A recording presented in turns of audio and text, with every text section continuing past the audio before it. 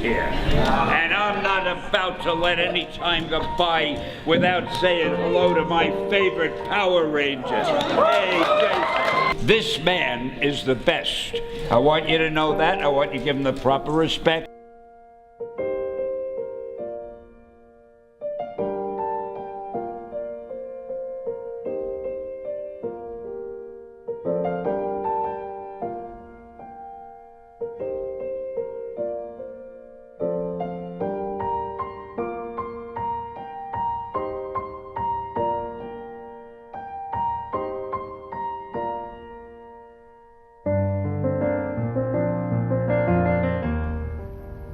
And this is how you help people. If you can give, you can give. Just the way it is.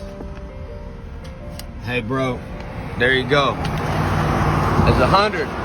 God bless you, brother. Thank you very much. You're welcome, bro. I ain't seen one of these in forever. You have a great day, my man. No problem, buddy. This is probably the hardest video I've ever created. Personally, I am also going through a divorce, but I also know how JDF felt going through the divorce process. It's a very lonely process. You feel powerless. He felt the same way Robin Williams felt after 2 divorces. Time you see this, I'll be dead. I hope you can forgive me. I pray for your happiness. Whatever swanning around you want to do, you have my love and my blessing. I'm sorry this only came clear to me now that I'm dying, but that's how life rolls out. The only people who don't look back with regret are idiots and psychopaths. And I got a lifetime of regret. But let's talk about my childhood, how I spent countless hours watching Power Rangers on them Saturday mornings. Who didn't love the Green Ranger? The evil Green Ranger laugh, just for you.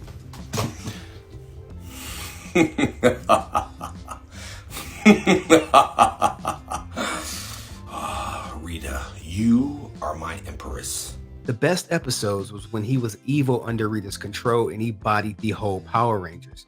And I don't care what Rotten Tomatoes say, the Mighty Morphin Power Rangers movie was 100% for me as a kid. And everyone easily transitioned to their favorite Ranger, being the White Ranger. I even had the new sword. But little did we know, JDF escaped Rita's control to serve as a motivational speaker to help people fighting some of the same issues he was battling with. You could always catch his speeches at Comic-Con.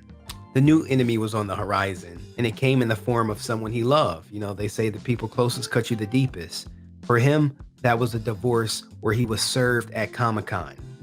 Not at the home that they shared, but in front of his fans while he was signing autographs. How do you keep it together at work when the love of your life files for divorce, asks for everything, and makes some heinous allegations in the process? After it was revealed that he claimed his life after arguing with the person who was divorcing him, she posted this on Instagram for damage control. The loss of my soulmate, Jason. I can't go on without you. You are my world. Yes, we had our struggles like marriage, but months ago, we both agreed it was worth saving. Deep conversations, vulnerability, forgiveness on both parts. I am deeply lost, hurt and utterly destroyed. I lost my one and only true love. I am your forever firecracker. Baby till we together again. Now, who believes that? So far, some of the people in the comments section, they ain't take it too well. You divorced your soulmate, said one person. Soulmates, weren't you trying to divorce him? Like, okay, how you gonna divorce your soulmate? Come after his legacy. WTF, make that make sense. And yes, I understand those sentiments. Some people were supportive, as mostly women. But let's get to why he was in the predicament he was and what did she file for in the divorce. Cruel treatment. Power Rangers star Jason David Frank fought his estranged wife in a bitter divorce weeks before his tragic deletion. According to documents obtained by Radar Online, Jason's wife Tammi filed for divorce on August 7th. Keep that date in mind. Keep that date in mind. What did she petition for? She said they were married on May 17th, 2003. And ceased living together as husband and wife on or about July 1st. So roughly 4 or 5 months ago. Ceased to live together as husband and wife. That could mean you in separate bedrooms or separate residences. You're not in the same bed. The relationship has changed. Tammi said the marriage had become insupportable because of discord or conflict of personalities. Further, she accused Jason of being guilty of cruel treatment towards her that renders further living together insupportable. So cruel treatment is usually some type of abuse, and if it's physical abuse, they look for a police report. No police reports were mentioned, so she's probably leaning on the emotional verbal abuse. That's typically how they go. She also said that he committed adultery. She asked the court to award her a disproportionate share of the parties, blaming Jason for the breakup and accusing him of fraud. So now it sounds like a criminal case. You know what happens when these relationships fall apart? If they got dirt on you, they try to use it as leverage to get you to settle. In his case, she was alleging fraud. Regarding fraud allegations, she said Jason had committed fraud on the community estate. She demanded he reimburse her for money spent. Tammy pleaded with the court to grant her a temporary restraining order prohibiting the star from treating or destroying or selling their community assets. So she she don't want him spending any money. Now, restraining order is a weapon because they can use that to get you out the house. In her instance, she kind of was using it to get him out the house. Tammy wanted the court to order Jason not to block her from using their Texas home, so she wants the house. In addition, she pleaded that he not be allowed to turn off the electricity or cable, so she wants to live in the house and for him to pay the bills. Jason's ex said she also needed him to pay her her attorney's fees. So not only do she want him out the house, she want him to pay for it. But what did Jason say? In response, Jason said the court should enforce the premarital agreement they signed before walking down the aisle in 2003. He said they had entered into a premarital agreement altering their marital property rights in certain property on and during the marriage. So what that means is maybe she don't own the whole house. He owns the house, and sometimes if the marriage go left,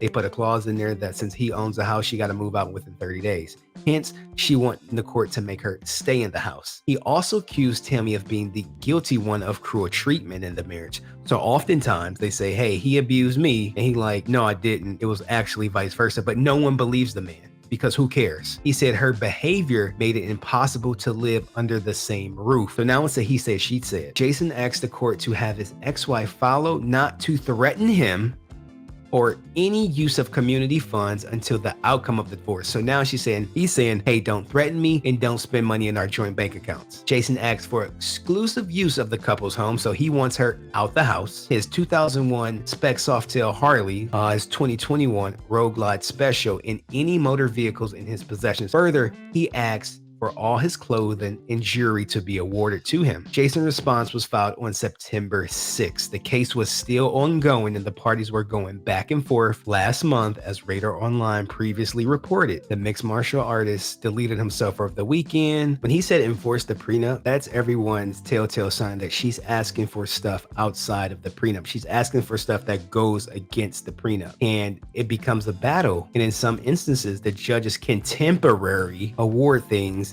that may or may not go against the prenup. But now, with him deleting himself, she gets everything. She gets the house that she wanted. She gets the revenue from Comic-Con or whatever other assets that he had, and no one cares. He does have a daughter with her, and he also has 3 from a previous marriage. Everything goes to Tammy. She gets all his money, all his cars, those joint bank accounts, all go to her. Hopefully he had a will in place where his kids could get some of his assets, but if not, it literally goes to the woman he wanted to give no assets to, as we saw in his court filing. But what do y'all think? And people will say, he was troubled. He was, he had a troubled past, and the divorce played no part in him deleting himself. And she would like you to think that. And there are plenty of other people who would like you to think that. But I'm telling you, this was the straw that broke the camel's back. That argument that he had is one of 2 things. It's, I don't want a divorce, let's stay together. Or, I can't believe you're asking for this in the divorce. I can't believe you're accusing me of property fraud. I can't believe